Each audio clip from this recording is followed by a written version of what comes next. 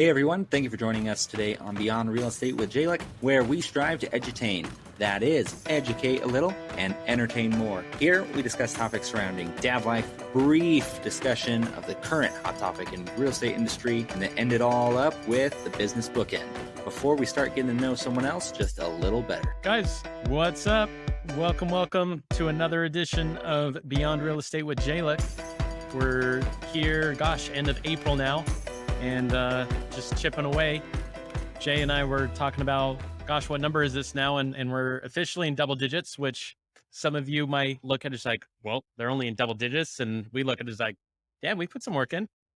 But Yeah, just a bit. Yeah. Just a few hours. Yeah, everything's got to start somewhere. That's the reality for us all, right? If we're starting something new and doing something you enjoy. So I think that's the biggest handicap too many people make is they just don't start. So I would say that's an accomplishment.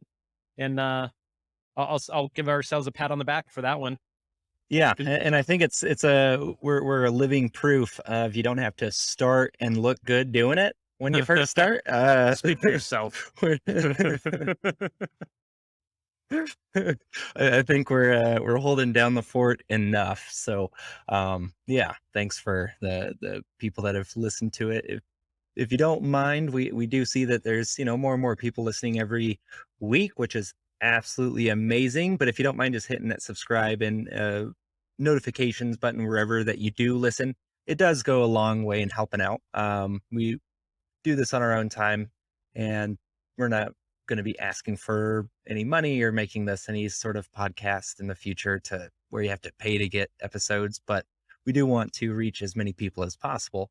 So it definitely goes a long way in subscribing to our YouTube channels, and then also wherever you listen to this, just hitting that subscribe button so that makes the algorithm happy and feeds us to more people. Right. So right. That's my shameless plug for the day. There you go. Well, and unfortunately, you got to play by the rules of the game, so to speak, and know what rules you're playing within. So important steps and steps that Jay and I definitely appreciate. So with that being said, we're on our 10th episode, and this one we've been consistent with for the last few weeks. It wasn't here in the beginning. Nonetheless, this is our new norm, which is starting things off with hashtag dad life. And this week wanted to address the topic of what are bad questions to ask kids when growing up. So yeah, we're told growing up that there's no such thing as a bad question, but it seems that we really test that hypothesis once we have kids. So and I think we meaning society use that as there's no dumb questions or bad questions when working with youth, but now we're flipping it on its head and saying, are there dumb questions to ask our kids? Not that our kids can ask us, but that parents can ask our kids. So the first one that came to mind, and I'm not going to take credit for this because it didn't come out of my brain first, but Michelle Obama is where I first heard it, posing the bad questions to ask kids, and that is, what do you want to be when you grow up? So before I share my opinion on that, Jalen, what are your thoughts with that direct question and asking kids? yeah, what do you want to be when you grow up? Let's what are you, 5? Let's quickly put you into a box and just kind of start helping mold you in a way at the age of 5 years old, because we all know that at the age of 5 most kids' lives are set in stone, and they are going to be doing exactly that. They're going to love doing the same things. There's not going to be any growing. So yeah, I think it's a pretty dumb question to ask your kids. And maybe we can get into this a little bit later, just what a better alternative for a question is. It's a little bit more productive. But yeah, I don't like the idea of just boxing my kids into something that, hey son, remember you said that you liked doing this a long time ago. Why don't you get back with that's something that I want to envision you as being, and so now I want you to I want to use kind of your own words against you. Right. Not that my mother is guilty of it by any means. I love her to death, but she always had a little bit of a push into the medical field. And so I remember constantly, not constantly, but every once in a while, getting that, hey, if this is how you're going to act, that's not how doctors act. That's not how, if you want to be a nurse, that's not how nurses act. It's like, remember saying I wanted to be, but maybe I did at some point. So I think it goes right into that. Or you're like, huh, did I say that? I don't think so, but Yeah. maybe. And so you're having to like rethink and be like, no, I don't want to do that though for this reason or that. Yeah. So yeah, that's my 2 cents on it. Nick, Michelle Obama said it. Yeah. So everything she says isn't infallible. So what are your thoughts on that though? I think it's bad for a couple of reasons. One, you think of the references that kids understand, as you alluded to, when they're 5, when they're 8, when they're 10, like what have they been exposed to? Like hardly anything. So what's the generic answer? A fireman, a police officer, a teacher, like they're basic things because that's what they've been exposed to, right? Heroes. Yeah, yeah, heroes. I want to be Superman when I grow up. Can I take Santa's place? Yeah, Yeah. so they're such general things, which nothing wrong with. But like you said, why be worried about attaching your life and everything you do around that concept? Because things change, right? Here's the reality too. Another reason why I think it's a bad question is you have kids that go through college that get degrees and then want nothing to do with that degree.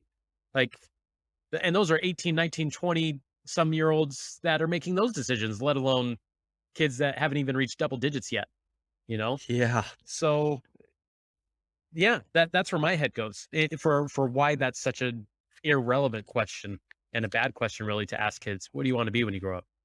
Oh, 100%. And you see it being so, and we've talked about grades before and the how we don't believe that college is necessarily a necessity to be successful in life. And I think that also sometimes you can kind of push your kids towards a college path way early on so that now they feel like they're a failure if they don't go to college. If they don't start that trade school that's paying them, $30 an hour, it's Sure. like, yeah, you're, And that's a lot better. yeah, and just for the record, Jalen and I have discussed how we don't feel college is necessarily the right avenue. With that said, Jalen, did you go through it personally? I went to college. I was one of those people though that was like, what am I going to do with this degree? I Sure. was getting a philosophy degree. Yep. Like what am I, what Seeing, am I going to do with that? yeah, So it was like, I'm dropping out without getting my degree because there's no use in throwing more money at something I don't sure. want to use and don't intend on using. So Right. And so that's your path. I went through the business side of it and went and got my degree in business with a concentration on entrepreneurship. My wife got yep. a master's. And then your mom Yeah. Yeah. got her degree in what? Her is it too far to say in her 40s?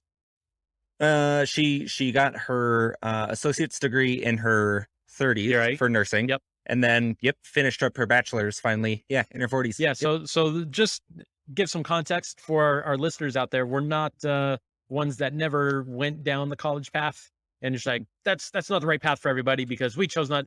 No, we Yeah. have experience in it, and that's Yeah. just our idea that Jay and I both agree on. Yep. So, And we just want to also make it clear though that we don't think that college leads inevitably to success, or right. that if your kids don't go to college, that now they're a failure. I'm not going to push my kids towards college if they're more interested in a trade or, you know, going into the military. There's a lot of things that don't include you going to college where you can be successful. Yep. And going back to the bad question of what do you want to be when you grow up? We just don't want to pigeonhole our kids at any point in their development of like, well, college has to be on the table or else So it's not good. let me play devil's advocate on that statement, Jay. So you said don't want to Yeah. pigeonhole our kid at any point. At what point is it important for parents to hold their kids accountable, and to what end to say to be really good at something, you have to invest a lot of time in it. So at what Yep. point do you start specializing? Um, or I don't know. How do you get really good at anything if you don't say that's my path? That's what I want to do. Yeah. I think it actually is something that you have to do on a daily basis.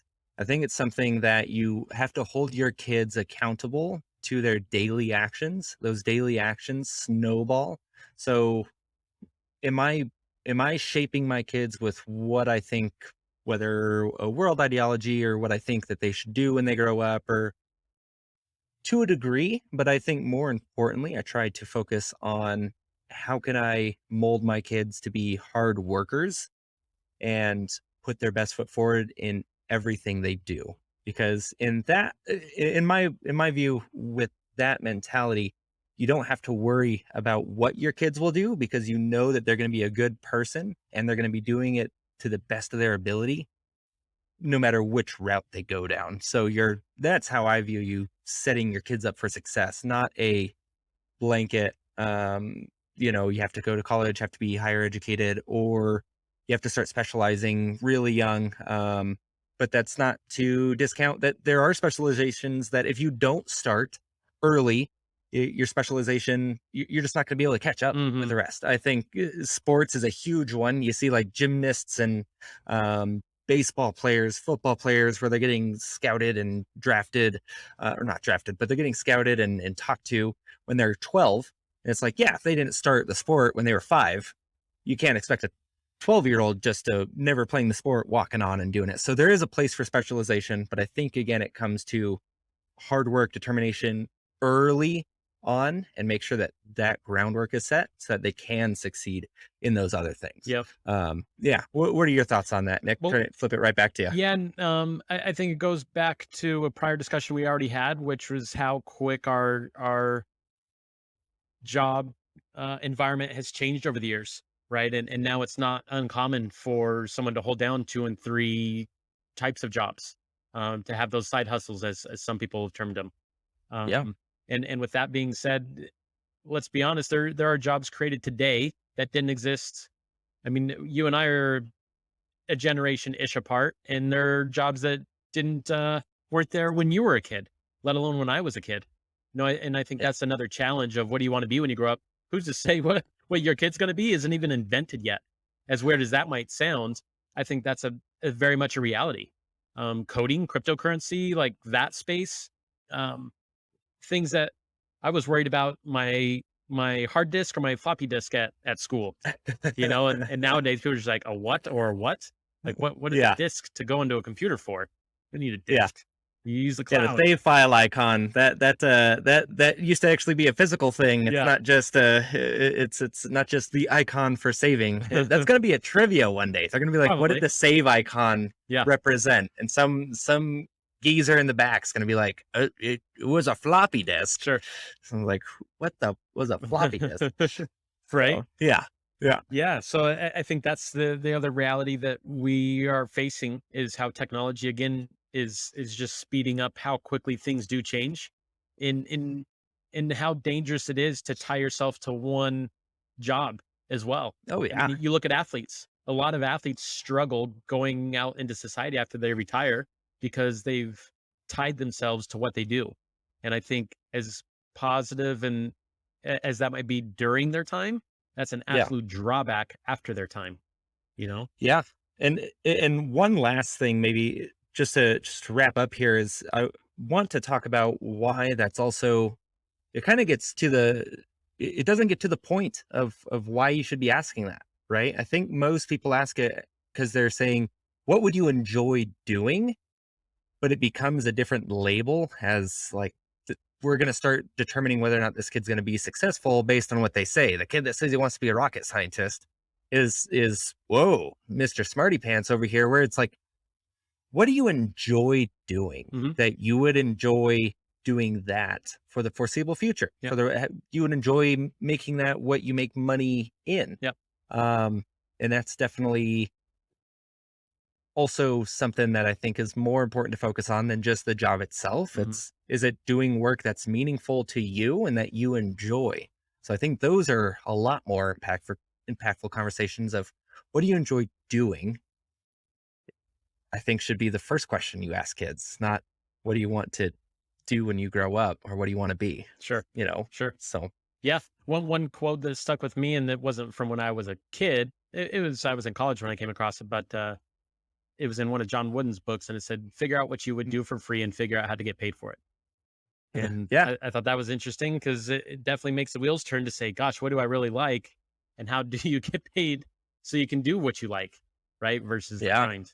Um, but That goes back nonetheless, to jobs that weren't even invented. sure, It's like yeah, video gaming, that was a waste of time. Oh, now there's professional video gamers, video game bloggers, there's streamers that just people watch you play video game. Like just in the small realm of video games, which is always I like using it the most because it's considered one of those jobs where when video games first came out, it was like if you're doing this, you're just wasting your time. And now there's people making, seven-figure salaries a year. And it's like, was it really a waste of time though? Or don't you wish you kind of just played a little bit more and decided to get on that hustle a little bit sooner? Sure. So yeah.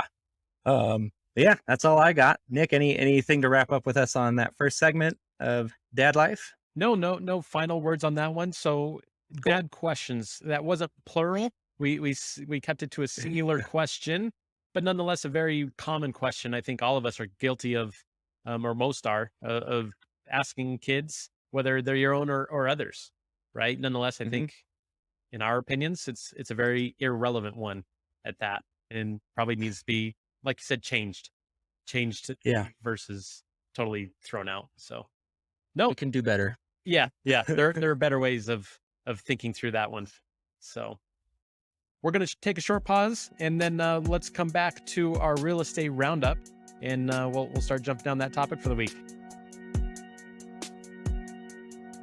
Hey everybody, just wanted to let you know, regardless of how you want to learn about the real estate market, I have you covered. If you want to read about it, I've got a blog. If you want to listen to it, you're doing it right now. You can watch me on my YouTube channel. And if you want to experience it, I can help you personally navigate the real estate space. Regardless of how you want to stay informed or experience real estate, I got you covered. Just reach out at your convenience. Hopefully we'll talk soon. Hey everyone, welcome back. So we are back here talking about the real estate roundup, and we're going to dive into the topic today regarding alternative options for first-time home buyers. So we know that people are constantly hearing all these crazy things about home prices going up and mortgage interest rates are going up, and so your buying power is down and blah blah blah. But let's talk about how you actually get a house. Um, it's definitely the biggest thing that most people want to do in life. They want to achieve the American dream, and the pinnacle of that has always been to own your own home. But let's also talk about how we're going to be getting there. So, there are a few different options that Nick and I have come together and talked about that we've seen either used or have used ourselves so that we were able to purchase a home or see others do so, even if they didn't think that they could at that exact moment. And so, we're going to jump right into those now. The first option being family. So, Nick, I think that you'd probably be the best person to talk with on this one because we've talked before about your investing and your purchase of investing properties, and getting some help from your parents in order to kind of do a little bit more than you could have just on your own. Yep. So I'll let you jump right into that, and yeah, tell us about using the family option Right. for first time home buyers. Sure. So a little context for myself. I bought my own condo in 2009, and then in 2014, I posed the idea to, like you said, my mom and stepdad of would they be interested in going on 50-50 in summer? Because like you said, I wasn't going to be able to get into a second place on my own at that time. And we had talked about real estate before as something that could be a possibility. So I think for anybody thinking about it, you have to jump into it, right? And not tiptoe around and say, well, I wonder. Just pose the question, because one of two things are going to happen. Either it's going to be a yes or it's going to be a no. Or maybe there's a third alternative, which is let me think about it. So it, nonetheless, I think too many people fill in blanks based on what they think will be said, or unfortunately are just too scared to ever cross that line. So as Jalen alluded to, I bought a townhome with my parents. What did that allow us to do? Well, number one, it was in 2014. It was a foreclosure. So there again is another option that it's not flooding the market like it did in between '08 and 2012 and even into 13, 14, depending on what market you're in. So foreclosures are an option, and it allowed us to go in 50-50 and to gut it. Right. Again, it made it more affordable. So they dealt with the down payment piece and I dealt with the remodeling piece. And now you're saying I'm improving our property, and they helped get over that big hump that is a challenge for a lot of first time home buyers, right? Being the down payment and closing costs. But nonetheless, it created a conversation to say, okay, if you take care of X, I can take care of X. Um, and I think that's an interesting one because I think what can be interchanged synonymously with family is friends. I think either Yep. of those two options, though, it goes back to how well do you trust someone, right? Because I don't think family is always an option, but nonetheless, I definitely think it can be an option. And Yeah. I think for more people, it can help more people than they might want to believe. I think some people are maybe stubborn, to put it one way, which is understandable to say, no, I want to afford this by myself, which fair play. But again, with the appreciation being what it is, sometimes it just takes some people out. And now you're short 200,000 of, it's like, I'm not getting just a 2 bed, 1 bath for that much money, and I really want that 3 bedroom place or 4 bedroom place. Again, maybe that's the avenue to go down. But again, it takes a conversation to know whether or not that can happen. Yeah, and it's definitely a conversation worth having to your point, at least asking, even if it is a hey, let's talk about this later or let me think on it, that's still not a no. So and also these are people that presumably you're asking. Hopefully it's not the person, you stole someone's car or something. You're not like, hey, I know you have pretty good things. Yeah. I would know I took it. Um, that's probably not the best person in the family to ask, but when it does come to just asking, these are presumably people that do care about you, want to see the best for you, and most of the time they do want to help you in some way, shape, or form. So Hmm. just asking isn't going to insult anyone, and in fact, it's going to make most people feel good that you feel like you are comfortable enough to ask them for um, helping in this part of life. So I think it's definitely worth the ask if you're out there and you're kind of on the fence with it. Friends, though, that's a great one if you like your friends, which hopefully you do. Um, have you seen anything like that work, Nick, with friends?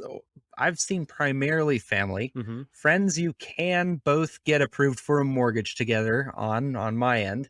But then it comes down to I never recommend people buying property with someone that they don't have a deeper relationship with. So even if it's a girlfriend, boyfriend, Hmm. and have been dating for 7 years, it's like, well, tie the knot. Like, I don't know what to tell you. Just one of y'all need to pony up and just get it done. All right.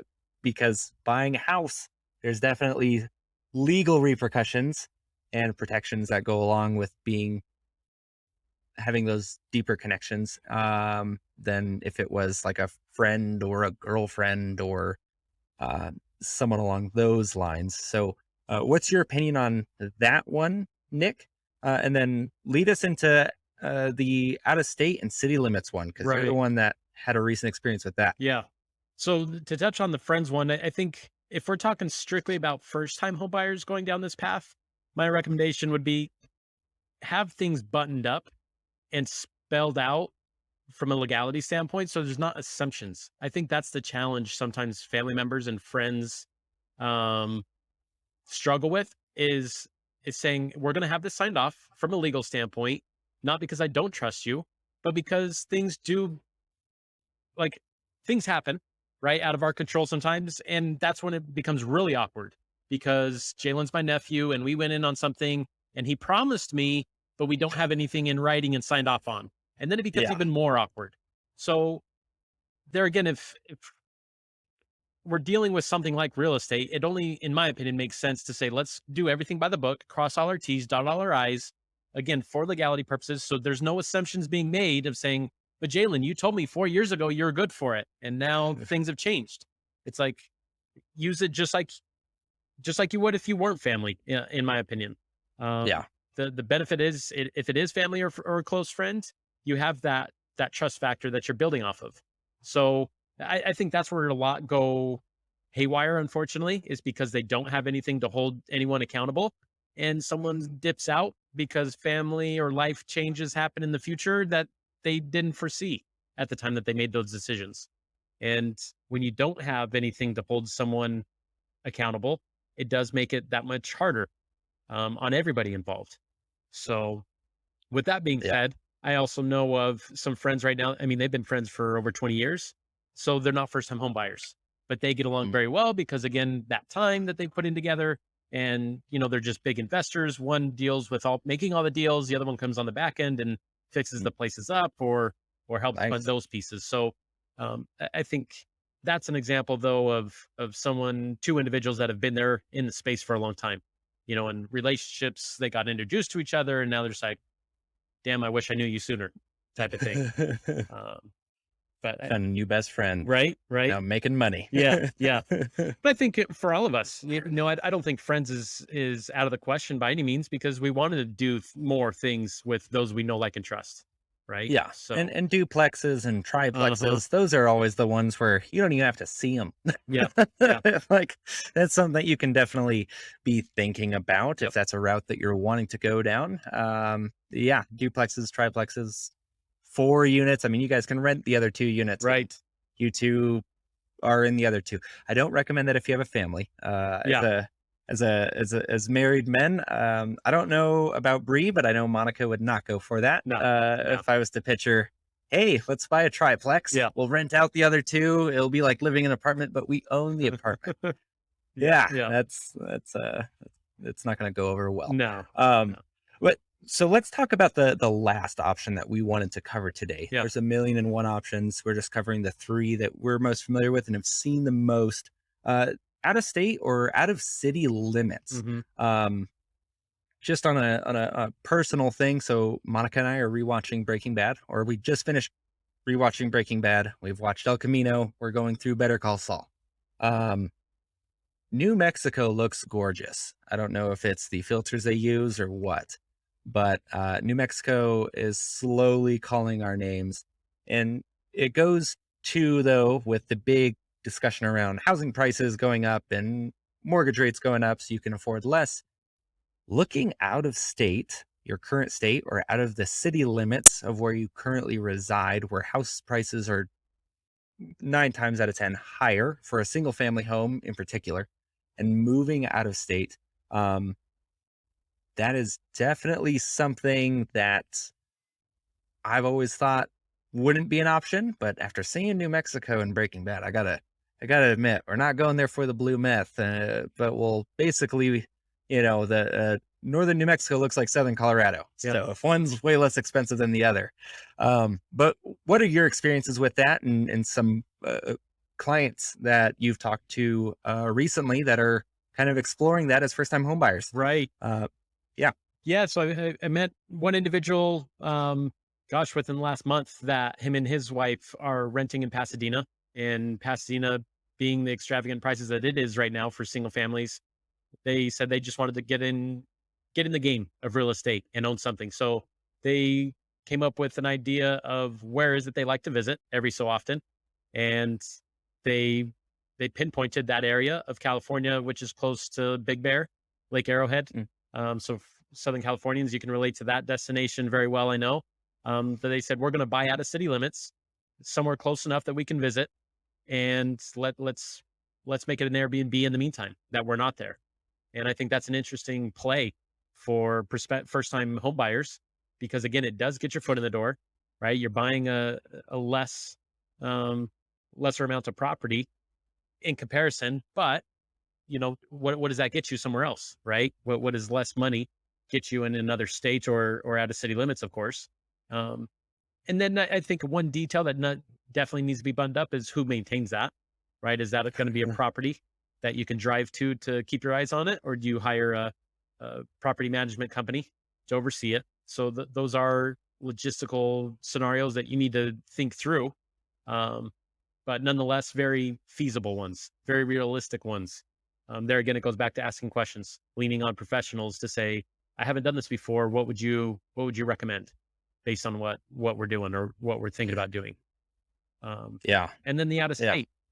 So know of another one that said we like to go to Idaho and we want to visit there. So we're going to buy there, do the property management, um, roll Airbnb through it, and then we'll vacation when we want to vacation, and that'll be that. So nonetheless, being a part of real estate, and part of that game to have the appreciation. Thoughts Yeah. there, Jay?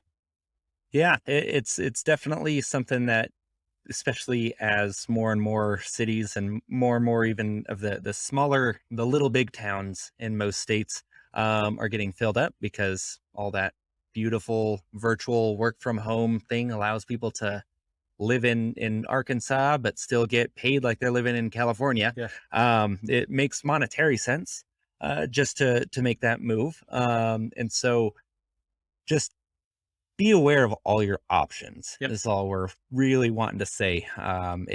Just because you can't buy in the exact city that you want, is a 30-minute drive tacked onto your morning commute now going to find you something more in your price range that you're going to be happy with going to every day. Um, those are the types of things that you want to be aware of. Or, have you thought about moving to another state? I hear Oklahoma only gets hit by a tornado once every few days. So I take my chances there. That's not too bad. You can get dirt cheap homes. But yeah, so just be aware of all your options.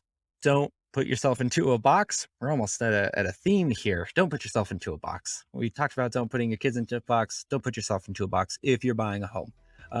That's all I really have. Nick, anything else to add before we move on to take a break and move on to the final segment of the show? No, I think you summarized that well.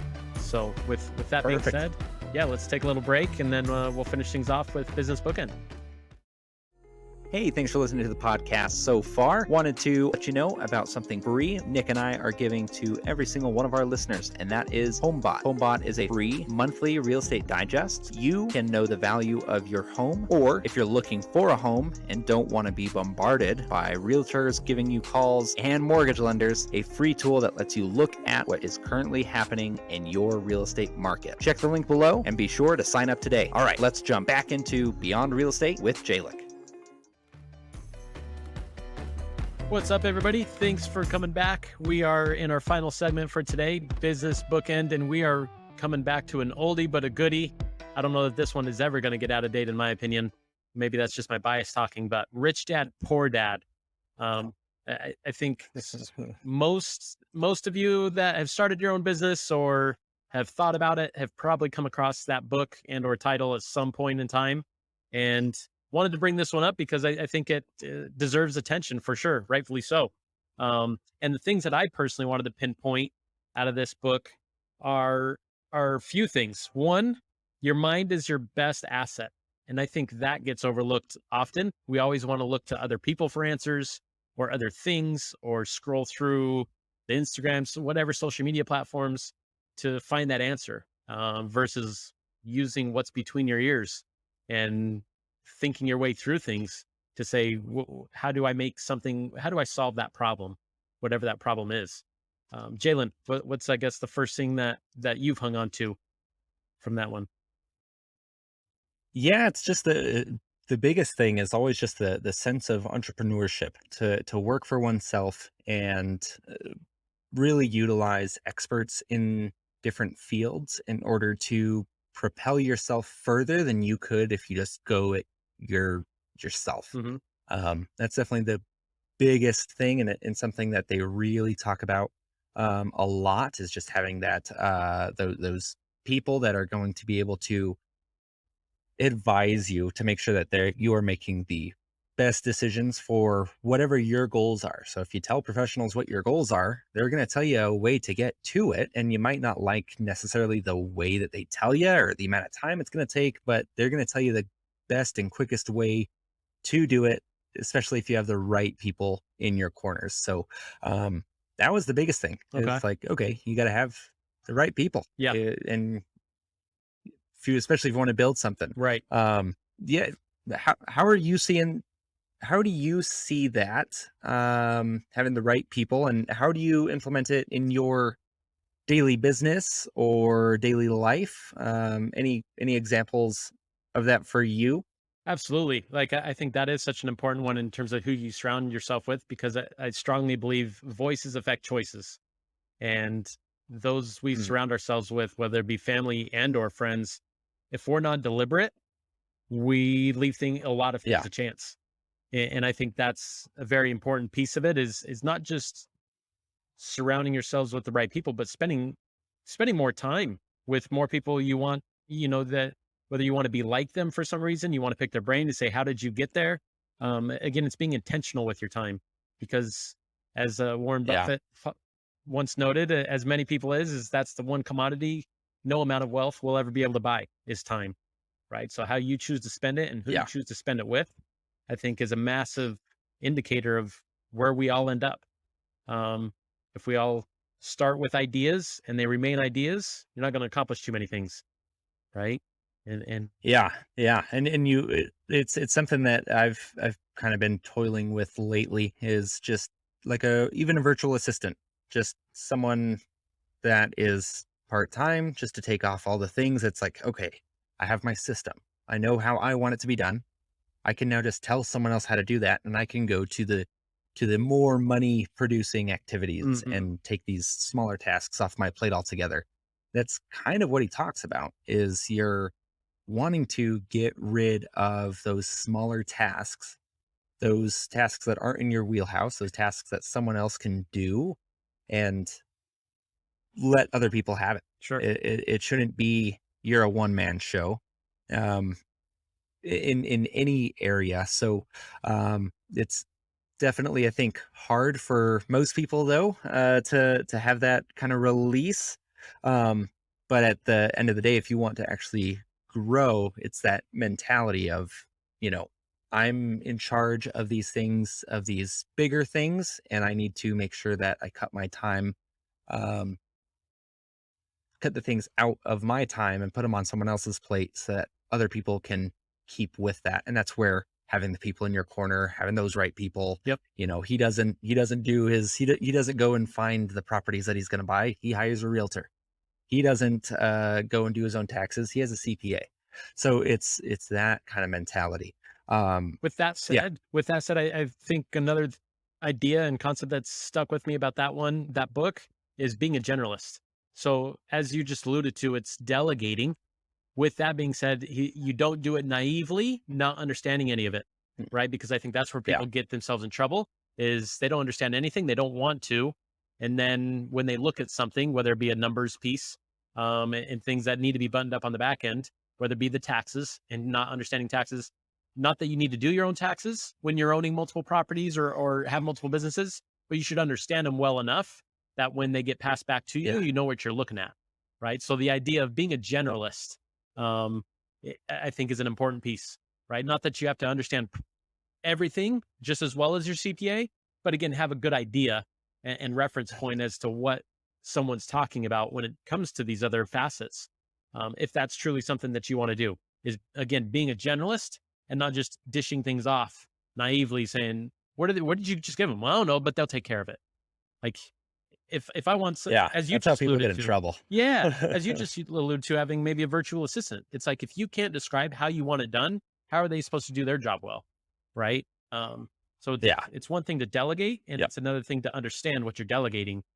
Um, and I think again that topic of be a generalist within your space is an important characteristic.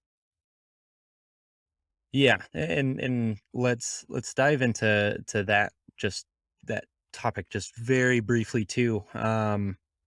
Small rabbit hole, but just making sure that you know what you're doing, and also you have to understand what is driving your income potential, Hmm. right? So if I say the thing that drives my income potential is having face to face meetings with other industry partners, um, contacting leads, getting people pre approved. If that's the income drivers, okay, is that the part that I'm going to dump off onto someone else? I was like, no, Right. like that's the part that I still stay in front of.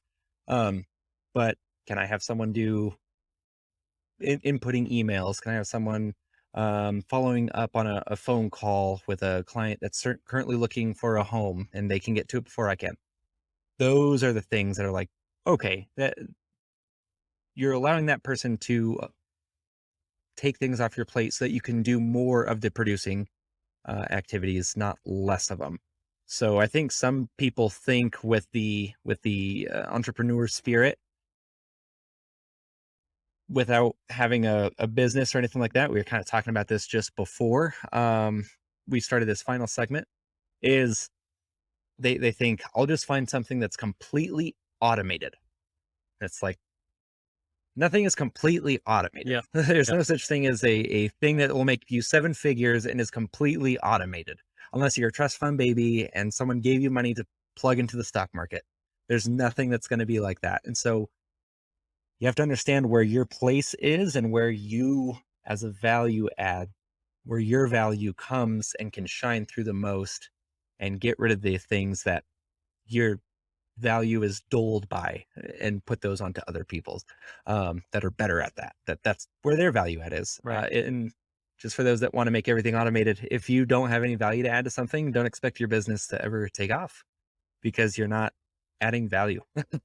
you're, you're so yeah, that was my rabbit hole for the day, Nick. Okay. Well, I'll go down a third one because there's a third topic that has stuck with me for a long time. It's around the budgeting piece. As important as knowing your budget and knowing where your money's going, Yeah. it's paying yourself first, not paying yourself last. Mm, I think there's a lot of people that yes. will pay all their bills, pay this, pay that, pay this, and hopefully it'll have some fun money or however you want to term it left over. And then it's like, but I don't. Pay yourself first. Whatever that amount is it $100? Is it a certain percentage of your paycheck? Like different Yeah. ways to solve that problem or solve that situation. But I think that's Yep. a very important one. You're the one busting your butt to make all the money. Reward yourself, right? And that's something that, like I said, I've done since I read that book in the mid 2000s.